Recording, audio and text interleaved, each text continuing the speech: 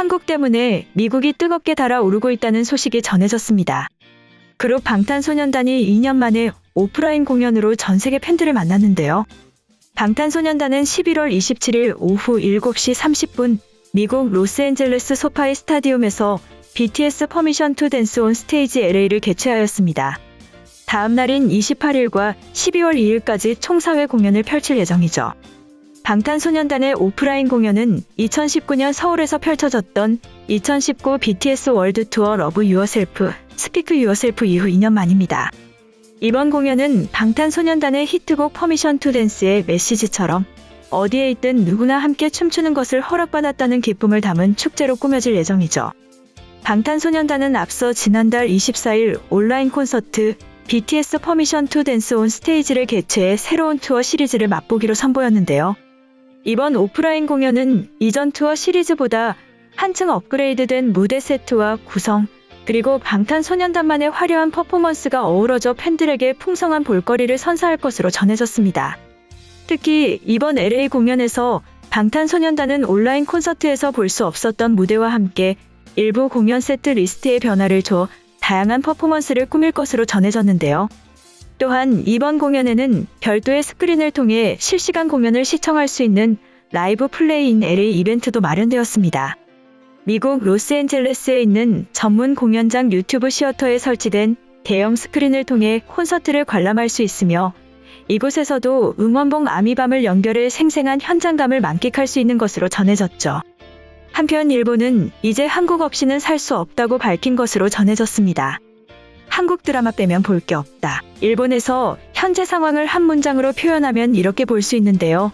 현재 일본에서 한국 K 콘텐츠의 열풍이 심상치 않습니다. 일본 넷플릭스에 많이 본 콘텐츠 순위를 한국 드라마, 영화가 휩쓸고 있는데요. 일본의 일부 매체는 전 세계 흥행 열풍을 일으킨 오징어 게임을 깎아내리고 저평가했던 시도가 있습니다. 하지만 정작 일본에서 K 콘텐츠 열기가 갈수록 뜨거워지면서 국내 온라인 동영상 플랫폼 기업들도 일본 시장을 정조준 시장 공략을 본격화하고 있죠. 글로벌 OTT 순위 집계 사이트 플릭스페트롤에 따르면 지난 25일 기준 일본 넷플릭스에 많이 본 콘텐츠 상위 10개 중 1위부터 8위가 한국 콘텐츠입니다. 이는 영화와 TV 프로그램을 합친 종합순위 기준이죠. 현재 1위는 지옥이 차지했고 지옥은 오징어 게임에 이어 전 세계 흥행을 하고 있습니다.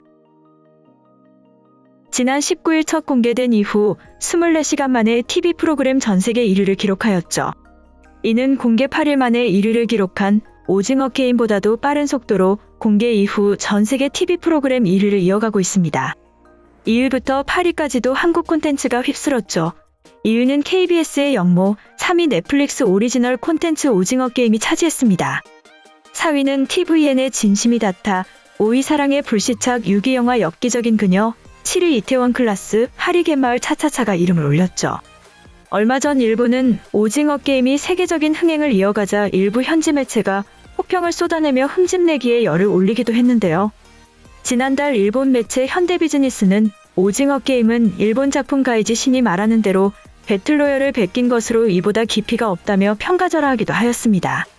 급기야 오징어 게임 1위가 의도적으로 조작된 것일 수 있다는 주장을 펼치기도 했는데요.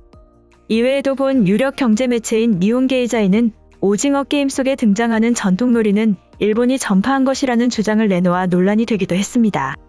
이 같은 흠집내기에도 불구하고 공교롭게도 일본에서는 여전히 오징어 게임이 사랑받으면서 전 세계에서 가장 오징어 게임을 사랑하고 있는 국가로 알려졌죠. 오징어 게임이 46일간의 독주를 끝내고 전 세계 순위 1위에서 밀려난 이달 중순까지도 유일하게 일본에서만 종합순위 1위에 오징어 게임이 이름을 올렸었죠. 일본 내 K 콘텐츠 열기가 뜨거워지자 국내 OTT 기업도 글로벌 진출의 첫 무대로 일본 시장을 주목하고 있는데요. 티빙은 내년 일본 진출을 본격화할 예정입니다. 대만과 함께 일본 시장을 첫 글로벌 무대로 삼았는데요. 이를 위해 일본 국민 메신저인 라인과 손을 잡았습니다.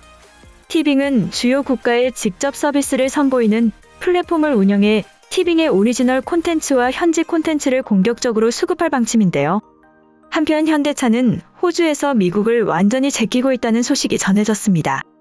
지난 28일 글로벌 자동차 판매 통계를 제공하는 베스트셀링 카즈 블로그와 현지 업계에 따르면 현대차는 지난달 호주에서 작년보다 3%가량 늘어난 6,200여 대를 판매해 전체 자동차 업체 중 판매량 2위로 올라섰죠. 10월까지 누적으로는 6만 1,000여 대를 판매해 작년보다 1만 대가량 는 수치입니다. 현대차가 호주에서 판매량 기준 2위를 기록한 것은 2019년 10월 이후 처음인데요. 현대차는 판매량 상위 7개 브랜드 중 유일하게 작년보다 판매가 늘며 3위인 포드와 4위인 마스다를 제쳤습니다. 1위는 20%대의 점유율을 지키고 있는 도요타가 차지하였고, 작년보다 판매량이 8.5% 감소한 기아는 5위에 머물렀고, 미쓰비시와 닛산, 폭스바겐 등이 뒤를 이었는데요. 모델별로는 현대차의 i30과 투싼이 각각 약 1,800대와 1,500대 판매될 실적을 견인하였죠. 특히 i30은 지난해보다 판매량이 36% 늘어나면서 모델별 순위에서 4위를 기록했습니다. 현대차는 기존 내연기관차뿐 아니라 첫-전용 전기차 아이오닉, 수소전기차 넥소 등 친환경차를 앞세워 호주 시장에서의 입지를 굳혀나가고 있죠.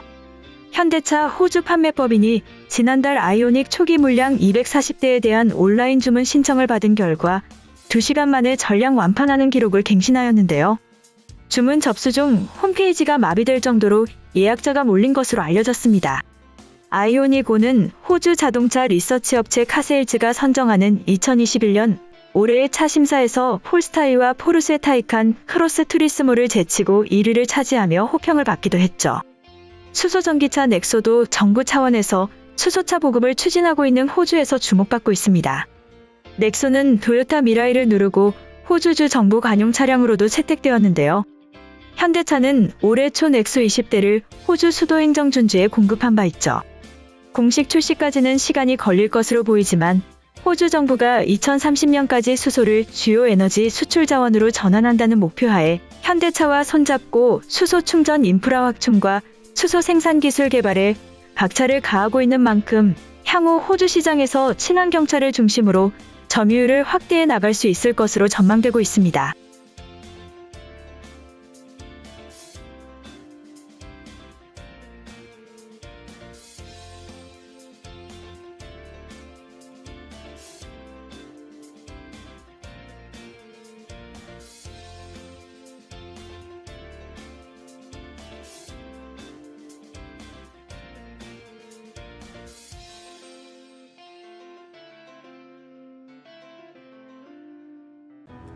이번 영상은 여기까지고요. 제 영상이 도움이 되셨거나 세계 속 반응 더 보고 싶다 하시는 분들은 구독과 좋아요, 알람 설정까지 부탁드립니다. 다음에 또 봐요. 안녕.